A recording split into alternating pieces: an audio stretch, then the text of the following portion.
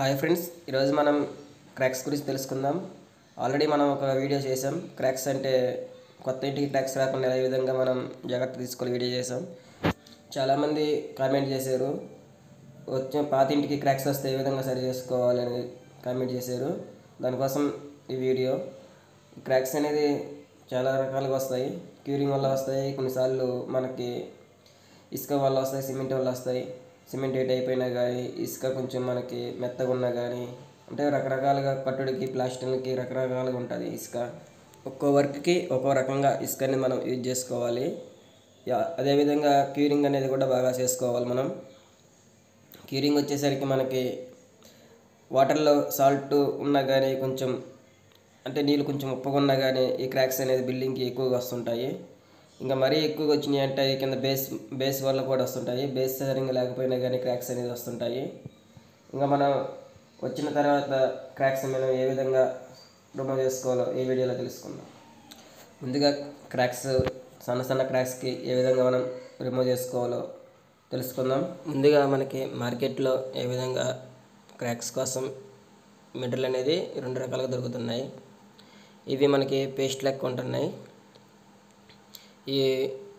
దీనికి మనం direct crack మీద అప్లై చేసుకోవడమే. క్రాక్ అనేది సన్నగా పేపర్ దూరే మందం ఉంటే మటుకు మనం ఒక రూపాయి కాయిన్ పెట్టేట్టుగా గ్యాప్ చేసుకొని ఈ విధంగా అప్లై చేసుకోవాలి.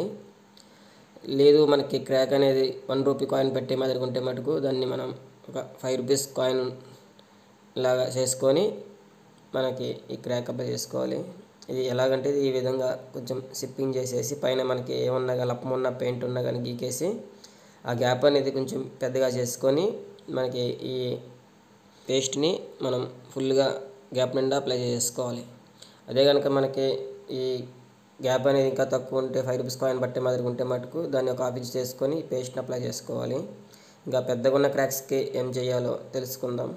పెద్దగా ఉన్న క్రాక్స్కి ఈ విధంగా క్రాక్ నుంచి సెంటర్ నుంచి పైన ఒక 3 ఇంచులు, కింద ఒక 3 ఇంచులు మనం క్రాక్ సెంటర్లో ఉన్నట్టుగా మనం ఇట్లా మొత్తం సిప్పింగ్ చేసుకోవాలి. క్రాక్కి ఆ క్రాక్ చుట్టుపక్కల ఏమన్నా లూజ్గా ఉంటే అది మొత్తం మనం తీసేసుకోవాలన్నమాట, లూజ్ ఉన్న వరకు. ఈ విధంగా చేసుకున్నాక మనకి ఫస్ట్ వచ్చేసి మనం ఈ గోడ లెవెల్ అనేది ఫస్ట్ ఆ క్రాక్లో కానీ ఆ చుట్టుపక్కల కానీ మొత్తం మాల్ అనేది ఈ విధంగా మనం గోడ లెవెల్ మాల్ పూసేసుకోవాలి ఫస్ట్.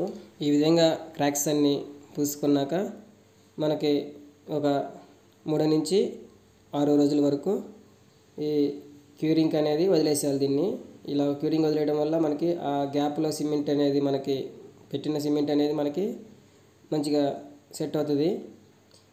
ఈ విధంగా మనం క్యూరింగ్ వదిలేసిన తర్వాత మనం సెకండ్ స్టెప్ వచ్చేసి ఇది వచ్చేసి 6 ఇంచుల జాలి అని మనకి మార్కెట్లో దొరుకుతున్నాయి. అంటే 6 ఇంచులు కట్ చేసి ఇవి జాలి రెడీమేడ్ లెక్క వస్తాయి. ఇది మనం సెంటర్లో వచ్చేట్టుగా చూసుకొని ఈ క్రాక్ అనేది మనం ఈ మొత్తం జాలితో మనం ఒక 1/2 ఇంచ్ మళ్ళీ మనం ప్లాస్టిక్ మళ్ళీ రెడీగా చూసుకొని మెత్తేసుకోవాలన్నమాట. ఈ విధంగా ఈ రకంగా మెత్తుకుంటే జాలి అనేది మనకు అటు ఇటు క్రాక్ సెంటర్ నుంచి అటు 3 ఇంచులు అనేది ఉంటుంది అన్నమాట జాలి. ఈ జాలి కనుక మనకి దొరకకపోతే మనకి డ్రాపులు కడతాం, మెస్ జాలి, కబద్ర జాలి. ఆ కబద్ర జాలి అయినా కానీ మనం 6 ఇంచుల లెక్క కట్ చేసుకుని డబల్ వేసుకోవాలి. దాన్ని మడత పెట్టి డబల్ వేసుకొని ఈ విధంగా చేసుకోవాలి. దాన్ని కూడా ఈ రకంగా చేసుకున్నాక దీన్ని కూడా మనం క్యూరింగ్ అనేది ఒక 3 నుంచి 5 రోజుల వరకు క్యూరింగ్ అనేది వదిలేసేయాలి. ఈ తర్వాతే మనకు నెక్స్ట్ స్టెప్ అనేది క్యూరింగ్ అయిపోయిన తర్వాత ప్లాస్టింగ్ చేసుకోవాలి. గోడలో ప్లాస్టింగ్ చేసుకొని తర్వాత మనం ఫినిషింగ్ కానీ లప్పం కానీ ఇట్లా పెట్టేసుకోవచ్చు అన్నమాట. ఓకే ఫ్రెండ్స్, చూసారుగా మనం క్రాక్స్ని ఎలా మనం రిమూవ్ చేసుకోవాలో. మీకు ఎలాంటి వీడియోలు కామెంట్ సెక్షన్లో కామెంట్ చేయండి. ఆ వీడియోతో మీ ముందుకు వస్తాం.